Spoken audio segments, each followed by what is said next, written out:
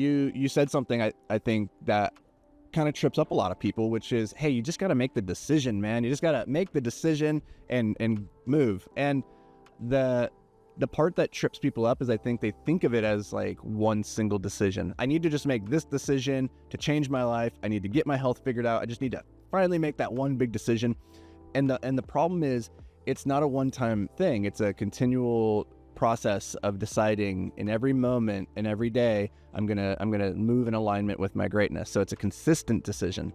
And we put so much time and emphasis on the big decisions in life. We spend weeks racking our minds about, okay, do I do this? Do I do that? Like, this is a really important decision. And then we try to make those really grand in the moment decisions like, okay, I'm done being that crappy version of myself. It's time to make the change and do the thing, right? But that's not how life works for the most part. Life is really just a sequence of small decisions that stacks upon one another and compounds to become a large life or a little life. And so I think the better frame is, instead of just making the decision, it's to say every decision I make is important. So how do I treat every decision as though it's important? And for me, really helpful concept was the +1 framework of decision making, which I got from Abraham Maslow, who a lot of people are familiar with his hierarchy of needs. Like, you have to have your physical needs met first. So you need to have shelter and food and clothing, all that stuff. And only until you have those things taken care of can you really start to, put mental bandwidth towards, okay, now I want to become better at this thing, or I want to have better relationships, or like I want to become a more self-actualized individual. So you have to like move up through these levels. So a lot of people are familiar with Maslow through that, but he said something that just has really stuck with me over the years. He said, that which we can be, we must be. To avoid discomfort, that which man can be, he must be. And what he meant was, inside of us all, we think we have greatness. Like, nobody believes they are average, and we have this potential, this beautiful spark of potential that when we're not living in alignment with that spark or doing something to nurse it into a big flame, we feel it in our hearts that like, oh, I'm not living up to what I could be.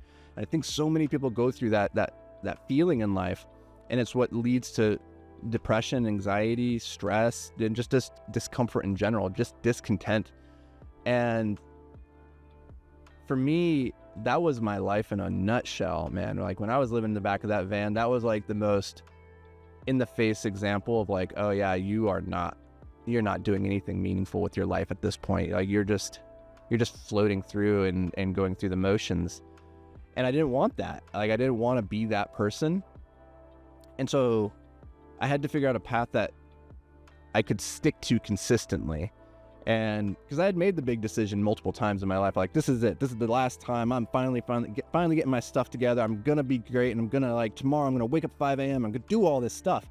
And I'd tried that before, and it had never stuck. And so instead of focusing on the big decisions, I adopted the +1 framework of decision making, just started focusing on the small decisions. And what that framework is all about is to imagine that you're standing on this road, and in front of you, that road, it kind of winds off into the distance, and at equal distance, there's these signs that say +1, +1, +1. And if you were to turn around, the signs behind you all say -1, -1, -1. And so in this framework, every decision that we make in our day, whether that's, should I drink this water, or should I drink that cranberry juice that has all the sugar in it? Or should I drink that Diet Coke? Like, that's a small decision, right? Or should I put on my sweatpants today? Or should I, get dressed up and like put myself together? Should I, just go start my day? Or should I call a loved one and say, hey, right? Like, those little decisions. And in this framework, each one of those decisions can either move you forward one sign, or it can move you backwards one sign. So every decision, doesn't matter how big it ultimately is, they all have equal weight. Do I grab the water, or do I grab the beer? That's only +1 or -1. Do I do this big business deal with this guy, or do I not? That's just +1.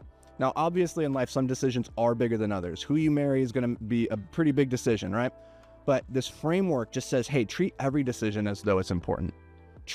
should I drink that water, just as importantly as should I marry this person? And when you do that, then you start to make the +1 decision in the moment, and you drink the water because you know it will move you forward one. But not only that, but like if you didn't drink the water, if you didn't make the +1 decision and instead you reached for the beer, you didn't just not move forward one, you moved back one. So you actually gave up 2 spots.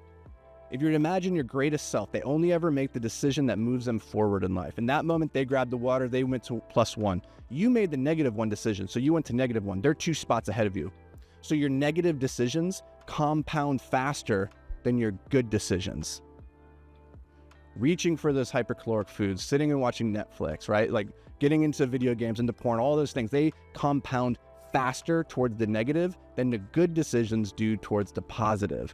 If you want a healthy body, if you want healthy relationships, you have to show up every day and make deposits consistently over the span of decades for it to bear fruit. So good things take decades to compound in a positive direction, whereas bad things, they only take hours to compound in the negative.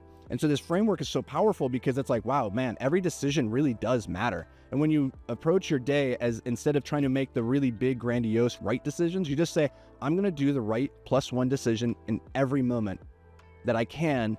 Then you start to focus on the things that really matter, which is every little detail. Because he who can be entrusted with the small thing can be entrusted with the big thing. If you can be entrusted to make the good small decision for the glass of water, not the beer, you can be entrusted down the stream to make the big decision about who to marry, because you're not frivolous about it, because you take your time and you think about it, you consider it, and you then act in accordance with what you have decided is the right thing, rather than making the right decision in your mind but never acting on it, right? And so it's all a muscle that we're developing over time. And that framework, the +1 decision making framework, has been so powerful in my life because it's helped me bring decades into days. So instead of thinking about, oh, I need to do this workout today so that when I'm 82, I'm healthy enough to walk up and down steps. Instead of that, it's just saying, hey, today, if I do this workout, do I get to add +1 to the column? And every day that I get added another hash mark to whatever little thing that I'm doing, that's how I move towards winning the day. That's how I define winning the day, is when I have more positive decisions than I had negative decisions. And you do that long enough, you just stack enough winning days in a row, and suddenly you have a pretty good life. People look at you and like, how did he do it? He got lucky. That's how it works. So that's the +1 decision-making framework. I hope this brought you guys a little bit of value, like a new way to think about the day. If it did, let me know. Leave a review, leave a comment, shoot me a DM over on Instagram, the Anthony Vicino. I'd love to hear from you guys. We'll catch you in the next episode.